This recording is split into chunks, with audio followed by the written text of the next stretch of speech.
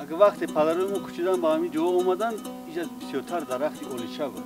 همین درایی که میبینید همین بسیار دیرم بسیار اولیچه. همین سبب همینجا دو تا اولیچه داره. یه تا اولیچه داره. اولیچه داره بولو اولیچه داره تا. آن این درخت نام دارد درخت دوبولغا. همین گونه درخت در این منطقه از روی معلومات ما در یگان جا نیست غیر از همین جا. و از همین یعنی تنه درخت دوبولغا قمچین میسازند و همین خیلی ساکنان گفتند که قمچین رو در بدن انسان زدن قطعا من و گناه است. بینندگان به نهایت عزیز، شما دیدید که از داخل سنگ آب برآید. البته این معجزه است. بابای سمردین در همین سنین 90 سالگی انا همین اسب سمن رو امسال تربیت کرد.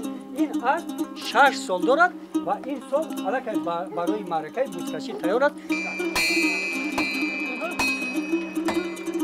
این لحظه ها پاهبرای تو برای اسب نل تیار کرده.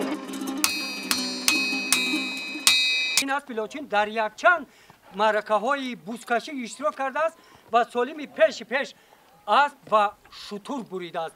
اسب الان به معرکه بزکشی آماده است.